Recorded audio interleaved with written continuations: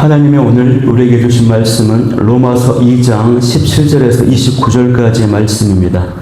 로마서 2장 17절에서 29절까지의 말씀을 봉독해 올려드리겠습니다.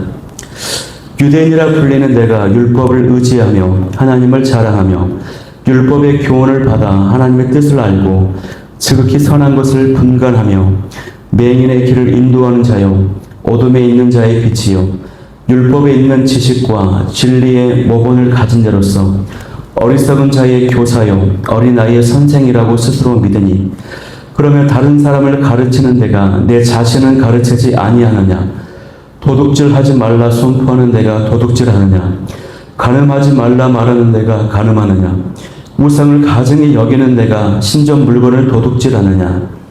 율법을 자랑하는 내가 율법을 범함으로 하나님을 욕되게 하느냐?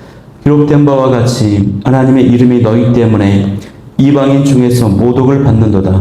내가 율법을 행하면 할례가 유익하나 만일 율법을 범하면 내 할례는 무할례가 되느니라.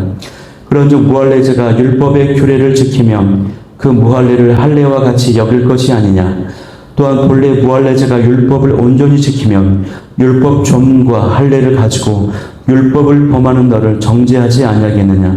무릇 표면적 유대인이 유대인이 아니요 표면적 육신의 할례가 아니니라.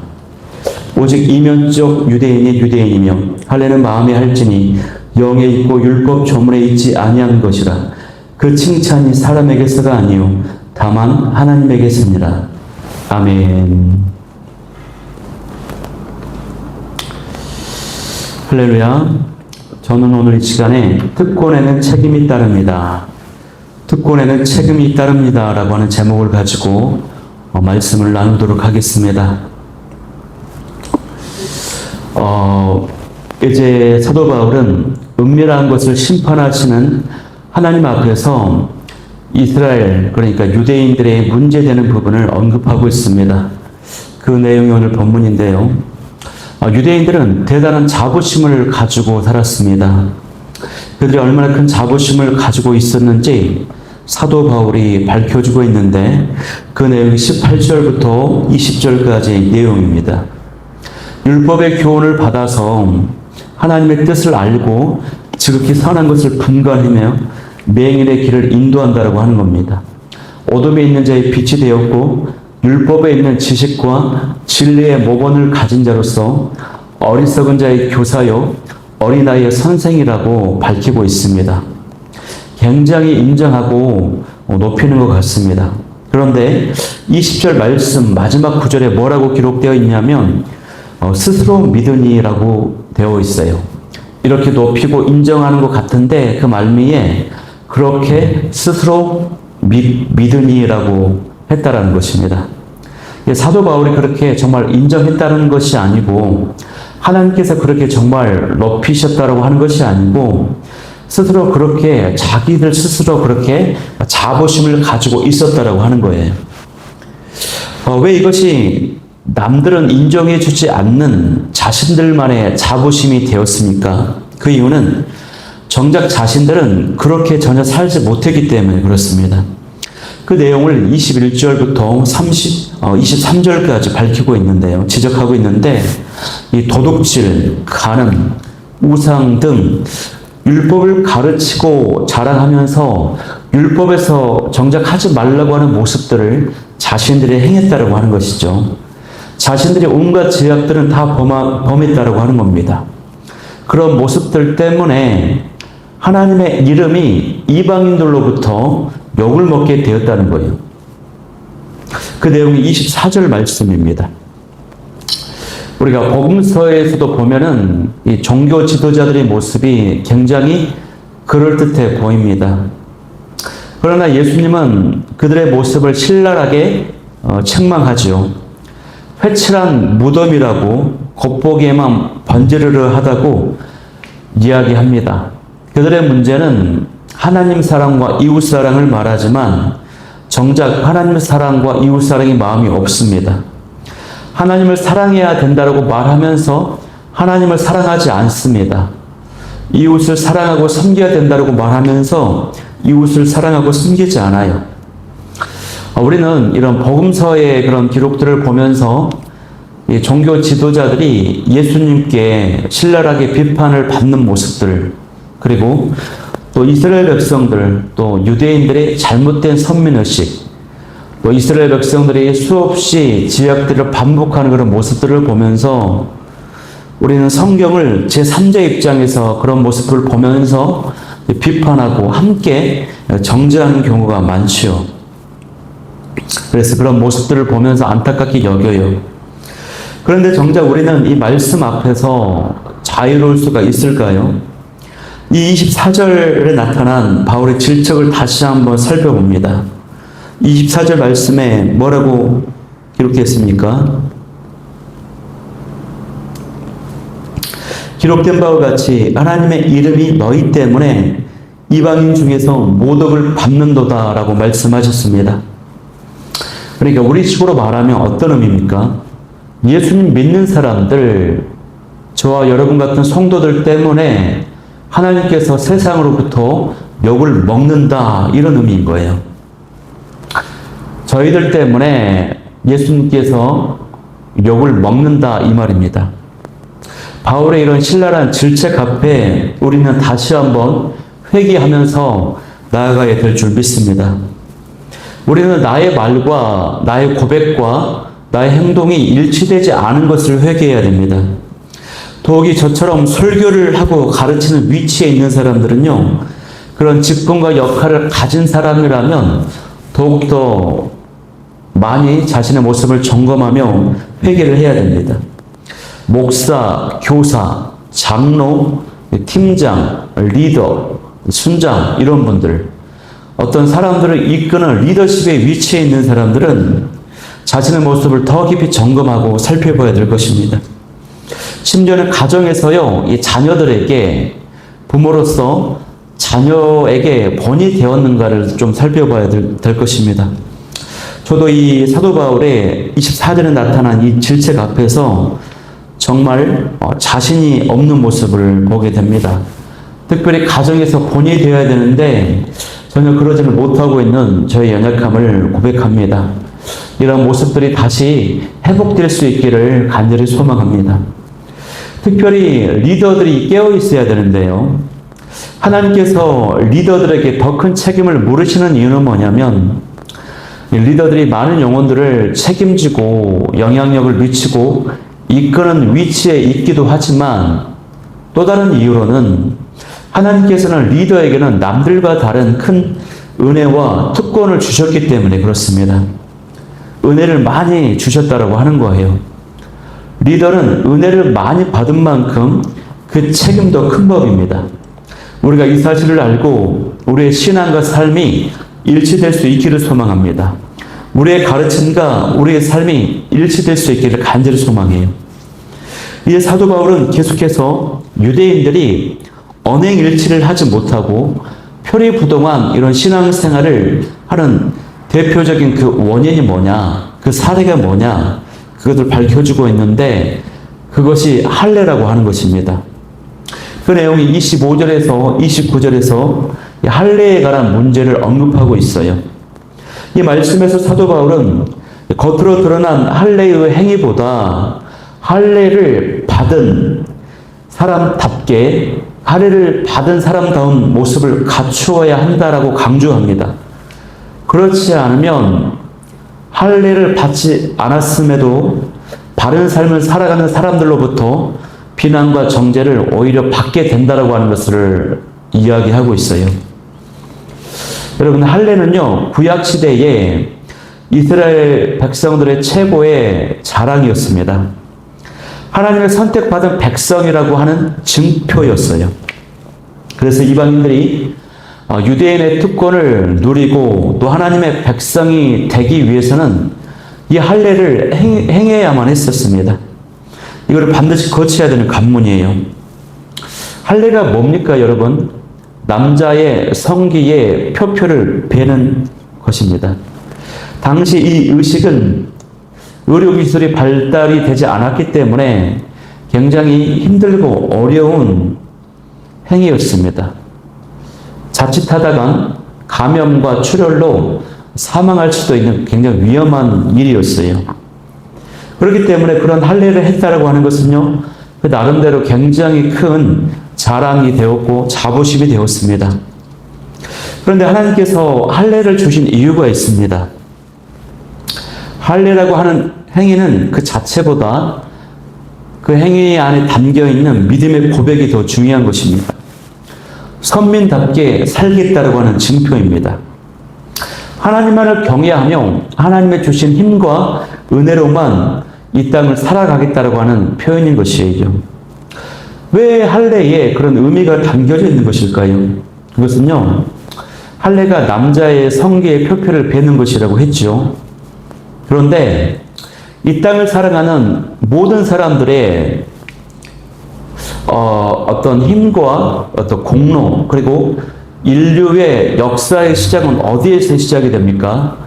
바로 출산에서부터 시작이 됩니다. 사람이 이 땅에 태어나고 나서 어떤 역사를 이룬다거나 어떤 무언가를 만들어내죠. 그러니까 사람의 시작점이 남자의 생식기에서부터 시작이 되기 때문에 그래서 하나님이 이 땅에서의 모든 인간적인 그 모든 것을 다 끊어버리는 그런 상징적인 행위로 생식기의 표표를 베는 것입니다. 그래서 하나님의 선민, 백성들은 인간적인 모든 것을 의지하지 말고 하나님만을 의지하며 하나님의 주시는 능력과 힘과 은혜로만 이 땅을 살아가라 라고 하는 그런 의미가 이 할례에 담겨져 있는 것입니다. 그래서 구별된 의미로 할례를 행하도록 하는 것이에요. 그러니까 할례라고 하는 그 자체의 의식보다도 그에 걸맞는 삶의 모습이 굉장히 중요하다고 하는 것이죠. 이것이 할례입니다. 그런데 거의 태어날 때부터 이 할례의 표식을 지닌 유대인들의 모습은 오히려 무할례자들의 삶보다 못하다라고 하는 것을 사도 바울이 지금 지적하고 있는 것입니다. 그러니 표면적 유대인이 아니고 겉에만 보이는 육신의 할례가 진정한 할례가 아니라는 것이죠. 할례를 행하지 않았어도 마음과 삶의 태도가 제대로 갖추어진 사람이 진짜 유대인이라고 하는 것입니다. 여기서 진짜 유대인이라고 하는 그런 의미는 뭐냐면 이스라엘 백성을 말하는 것이 아니고 하나님의 선택을 받은 하나님의 자녀다라고 하는 의미로서의 진짜 유대인이라고 하는 것이에요. 그런 이 뜻에는 이방임에도 불구하고 할례를 받지 않았음에도 불구하고 하나님의 법을 지키면 오히려 그들이 하나님의 언약 백성이라고 하는 것이에요. 이처럼 사도 바울은 계속해서 이방인들과 유대인들이 모두 공평하게 복음의 능력과 은혜 아래로 들어가도록 몰아가고 있습니다. 일종의 빌드업을 하고 있는 것입니다. 그 빌드업의 내용이 뭐예요? 이제까지 살펴본 내용이 뭡니까? 유대인이든 이방인이든 둘 다 하나님 앞에 심판받아 마땅한 죄인이라고 하는 것입니다. 그리고 유대인들이 그토록 율법과 할례를 자랑하면서 이방인들과는 구별되었다라고 스스로 주장하지만 하나님의 법을 지키지 않는 한 이방인과 근본 다를 게 없다, 전혀 차이가 없다라고 하는 것입니다. 이런 식으로 사도 바울은 계속해서 이방인과 유대인들이 복음의 빛 아래, 복음의 능력과 효력 아래에 들어가도록 계속 몰아가고 있는 것입니다. 여러분, 우리가 교회 생활을 하고 신앙 생활을 열심히 감당합니다. 그런데 교회 밖에만 나가면요, 기가 죽습니다. 부자들이 굉장히 많고요, 공부를 많이 하는 사람들이 굉장히 많고, 여러 가지 배경과 여러 가지 외적으로 뛰어난 사람들이 굉장히 많아요. 그런데 이런 잘난 사람, 못난 사람, 또 부자든 가난하든, 또 외모가 뛰어나든 그러지 못하든, 또 직장이 좋든 안 좋든 간에 이 모든 사람들이 차별 없이 하나님의 복음 앞에서는, 하나님의 말씀 앞에서는 모든 사람이 아무런 차이 없이 복음의 능력과 은혜가 필요하다라고 하는 사실입니다. 왜냐? 모두가 다 하나님의 진노와 심판 안에 놓여져 있는 사람들이기 때문에 그래요. 나도 너도 그 누구라도 복음의 은혜 아래 들어가야 된다고 하는 것입니다. 그러려면 모두가 마음의 할례를 받아야 됩니다. 사도 바울이 오늘 본문 마지막 구절에서요, 경고하며 강조하는 메시지가 바로 이것이에요. 마음의 할례를 받으라고 하는 것이에요. 29절에 뭐라고 기록되어 있습니까? 할례는 마음에 할지니 영에 있고 율법 조문에 있지 아니하니 라고 말씀했어요. 이 뜻은 이미 구약 성경에 여러 번 언급되었던 내용입니다. 마음의 할례는 뭐냐면 예레미야 31장이나 에스겔 36장에 기록된 새 언약을 의미하는 것입니다. 하나님께서 이 백성의 굳은 마음을 제거해 주시고 부드러운 마음을 주신다라고 하는 것이 마음의 할례를 받는 겁니다. 마음의 할례를 받은 사람들은요, 하나님의 율법을 지켜 행할 수 있게 되는 것입니다. 이로 볼 때 바울이 설명하는 마음의 할례를 받는 것은요, 구원을 받는다라고 하는 그런 의미라기보다는 하나님의 말씀에, 하나님의 법에 순종하고자 하는 그런 열정, 그런 갈망을 의미하는 것입니다. 우리가 마음의 할례를 받으면 하나님의 말씀에 순종하고 싶어집니다. 그리고 이것이 영에 있다라고 했습니다. 이 말은 율법 조문에 글자에 이게 가능케 되는 것이 아니라 성령으로 말미암아 가능케 된다라고 하는 그런 의미인 것이에요. 마음의 할례를 받게 되는 것은요, 성령으로 가능합니다. 성령에 의해서 내면이 우리의 마음들이 새로워져야 될 줄 믿습니다. 우리가 성령을 받으면요, 예수님의 증인이 되고요, 성령을 받으면 하나님을 알게 되고요, 성령을 받으면 하나님의 백성이 되고 순종하고 싶어지게 돼요. 그리고 성령님 없이는요, 사람의 노력으로는 그 무엇도 감당할 수가 없습니다. 이 유대인들도요, 이 율법을 지키기 위해서 얼마나 노력하고 애썼는지 몰라요. 그러나 되지 않아요. 그러나 성령께는 모든 것이 가능합니다. 그리고 이 본문 마지막 구절에 보니까 뭐라고 되어 있습니까?